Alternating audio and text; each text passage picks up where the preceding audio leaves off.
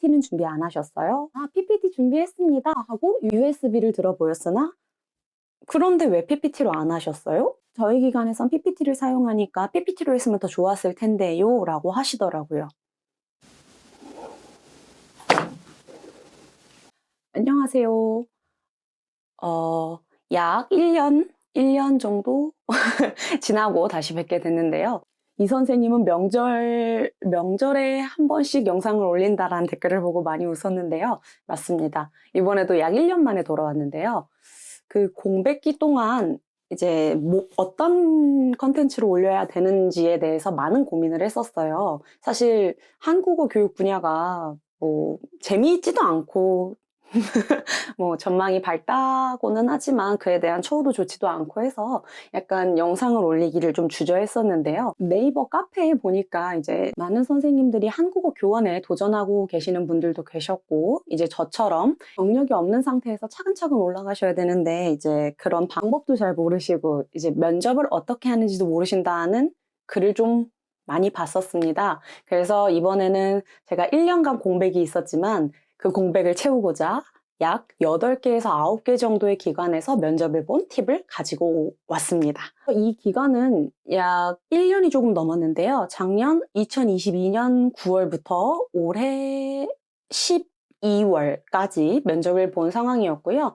4년제 대학 기준으로는 약 7개의 기관에서 면접을 봤었고, 이제 전문대라던가 기관 면접에서는 2곳 정도를 본 것 같습니다. 이게 저도 오래돼서. 그래서 봤는데 이제 그거에 대한 팁이라던가 아니면 짧은 이야기를 준비했습니다. 먼저 대학 기관의 경우에는 이제 비슷한 것 같아요. 들어가면은 이제 제일 먼저 하는 게 서류 심사를 넣고, 이제 서류 합격했어요, 면접 보러 오세요 하면은 면접을 보러 가는데 이제 그게 어렵다는 거죠.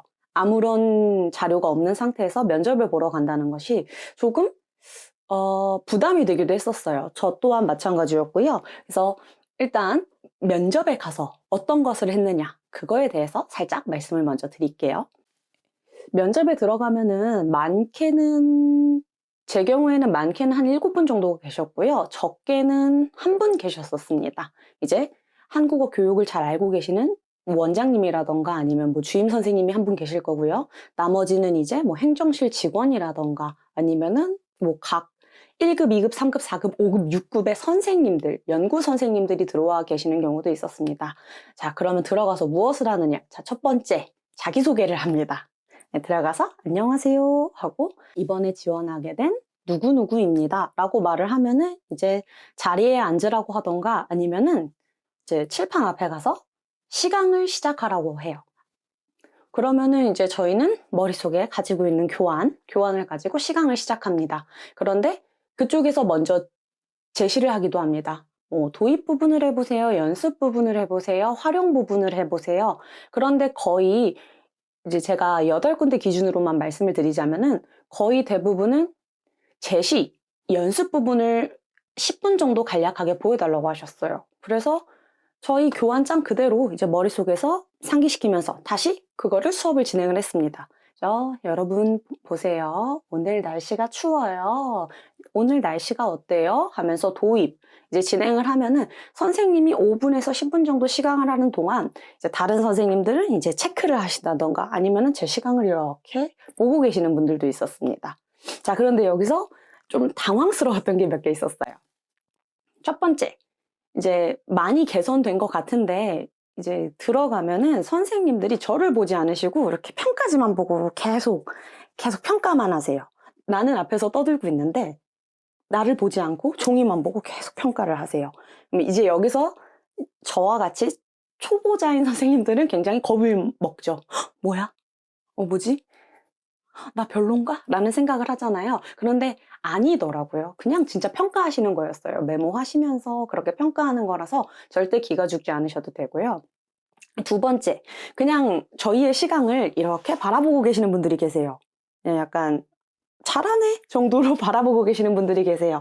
그분들은 저희를 평가하는 사람이지만 거의 행정실 직원이라던가 아니면은 그냥 심한 경우는 다른 부서에서 구경 온 사람들도 있었어요.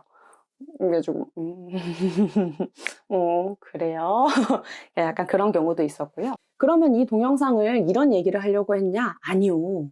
되게 제가 면접을 보는 동안 되게 당황스러웠던 적이 많았습니다. 이제 저도 어느 정도 이제 너무 경력이 없지는 않은데 단순히 이제 나이를 본다던가 아니면 이제 코로나 기간에 이제 공백기 그런 것 때문일 거예요, 아마. 사람 대 사람으로 무시를 하진 않았고요. 되게 당황스러웠던 게 있었는데요.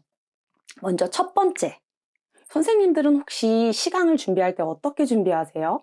이제 제 경우에는 두 가지로 준비를 해갑니다. 먼저 PPT로 만들어진 시강을 무조건 시강 뒤에다가 첨부 파일로 다 출력해서 호치키스로 찍어서 제출을 합니다. 그리고 면접 당일날 그 PPT를 가지고 면접을 보러 갑니다. 그리고 두 번째로는 판서로 수업을 진행한 것을 준비해 갑니다. 그러니까 총 두 가지지요. 그러니까 첫 번째는 판서용, 두 번째는 PPT용인데요. 이제 제가 A라는 기관에서 행정실 직원들이 안내를 해줬어요. 그래서 이제 선생님 뭐 PPT로 하시겠어요? 판서로 하시겠어요? 하셔가지고 다른 분들은 PPT로 하는데 제가 대학교에 다닐 때 그리고 대학원에 다닐 때는 판서가 가장 기본이라고 배웠었거든요. 그래서 저는 판서가 가장 기본적이니까 판서를 해야겠다. 그러고 USB를 가지고 들어갔습니다. 가지고 들어갔는데 판서로 이제 시강을 하고 면접을 보고 자리에 앉았는데 이제 첫 번째로 하신 질문이 그거였어요. PPT는 준비 안 하셨어요? 그래서 저는 PPT 준비했습니다. USB를 들어 보였으나 그런데 왜 PPT로 안 하셨어요? 라고 질문을 하시더라고요. 그래서 저는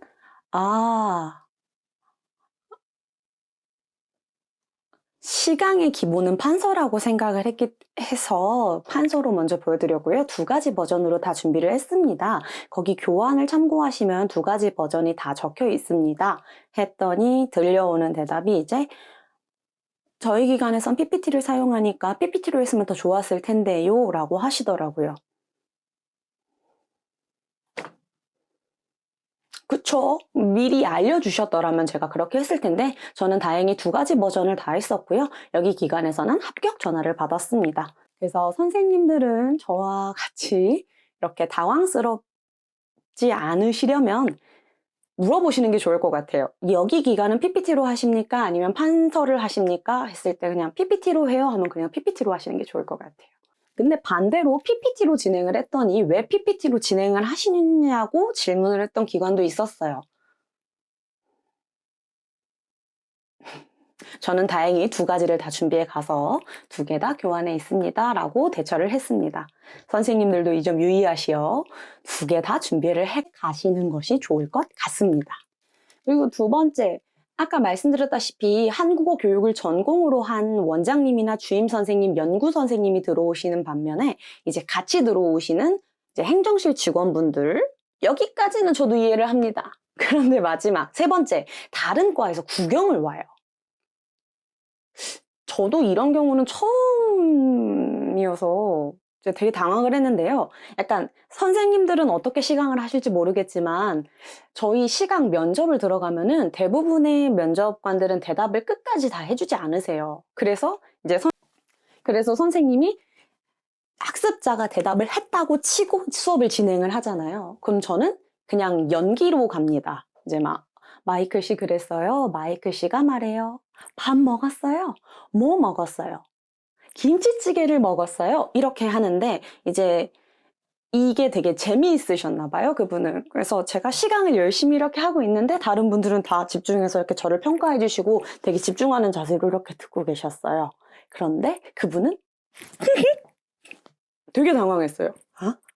웃어? 이게 웃어? 이게 아니라 왜 웃지? 그래서 했는데 그분은 제가 시강을 하는 처음부터 끝까지 계속 웃으셨어요. 근데 그 웃음이 이런 정도의 웃음이 아니라 이런 정도의 웃음이라서 굉장히 불쾌했습니다. 뭐 그런 경우도 있더라고요. 그래서 조금 '내가 여길 와야 되나?' 라는 생각도 조금은 했었습니다. 그리고 세 번째, 합격하거나 불합격을 하면 이제 결과 통보를 하잖아요. 그런데 이제 뭐 합격을 하면은 합격 통보를 해주시는 반면 불합격하면은 연락이 안 가요. 그쵸?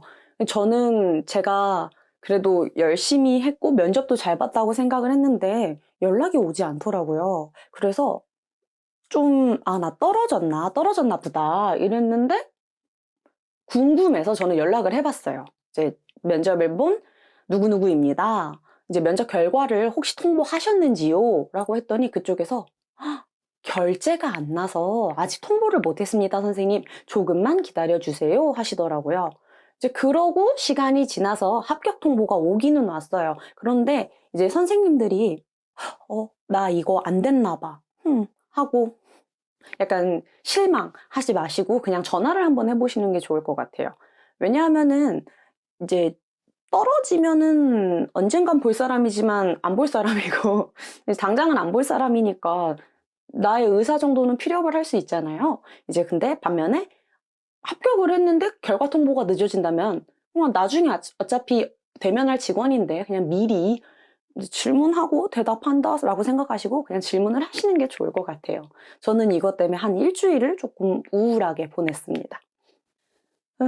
오늘도 대학교 이제 개강하기 전에 워크숍을 다녀와가지고 지금 상태가 좀 말이 아닌데요. 이제 선생님들이 이제 카페에 글을 많이 올려주셔가지고 이제 저도 그거를 보고 내가 도움을 줄 수 있는 걸 도움을 드리고 싶다라고 해서 영상을 다시 찍게 되었습니다. 자, 그러면은 제 영상은 여기까지고요. 당분간은 이제 어떤 컨텐츠로 돌아올지는 모르겠어요. 하지만 도움이 된다면 계속해서 영상을 조금씩이나마 찍어서 올리려고 합니다. 그러면 저는 오늘 여기까지. 다음에 뵐게요.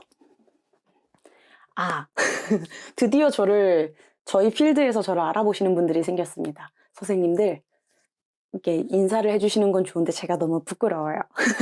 그러니까 와서 조용히 속삭여주세요.